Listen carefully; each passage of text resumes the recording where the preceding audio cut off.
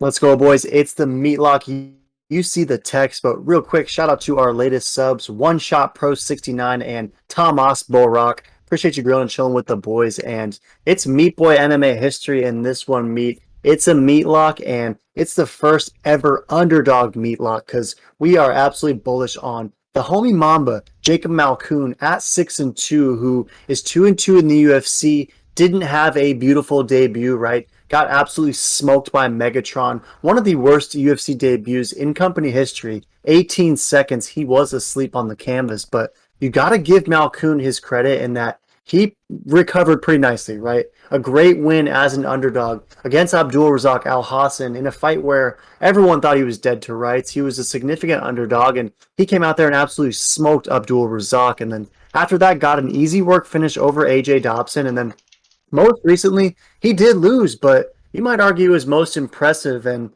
the loss against Brendan Allen that happened just in June recently. A lot of people thought Jacob Malkoun should have got the W in that one as well. So we know him as a grinder. He's trying to get hella takedowns.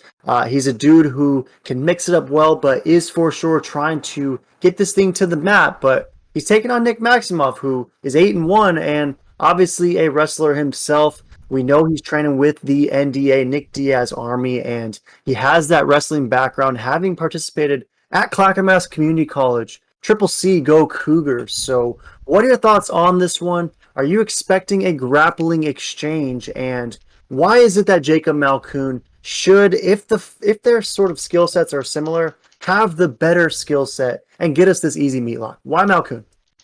Yeah, I like Malkoun in this purely because I think he's the better all-around skill set. Nick is a one-trick pony, sniff crotch, but I think Jacob does it just as good and will nullify, and he should have the stand-up better striking in my opinion.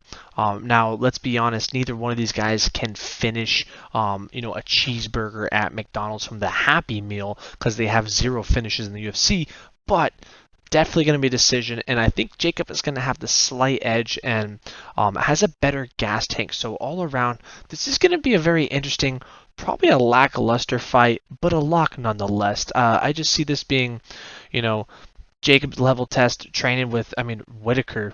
Who's better than Whitaker beyond Izzy? It's just insane. Training with Nick and Nate Diaz or training with Bobby Knuckles. Let's be honest, Bobby Knuckles is on a whole other caliber of a fighter than those two guys. I'm sorry to the Diaz Army guys.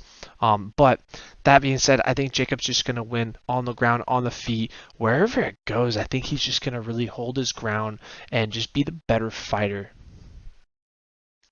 Yeah, and Maximov, he definitely disappointed most recent. It was a fight against Andre Petrosky where he was a significant favorite and he got tapped out nearly in the first minute. So for someone who was lauded as this just absolute ace on the mat, to get submitted that easily, that easy work versus Petrosky was a little bit concerning for sure. And it makes sense why the odds for him have narrowed. However, I like your point in that. I just think Malkoun is going to be a little bit better at that same game and will have what it takes to get this one done. There is a size advantage for Nick Maximov, but at 27, I think Malkoun is peaking, and I don't know. Even though he'll be the smaller guy in there, he's given up a couple inches in reach and height. I think Malkoun's going to have that strength advantage, and I don't think this is going to be the sexiest fight by any means. Probably just going to be a grapple sesh for sure, but with you, obviously, in that Malkoun, we think has the advantage with that sort of style of fight. So,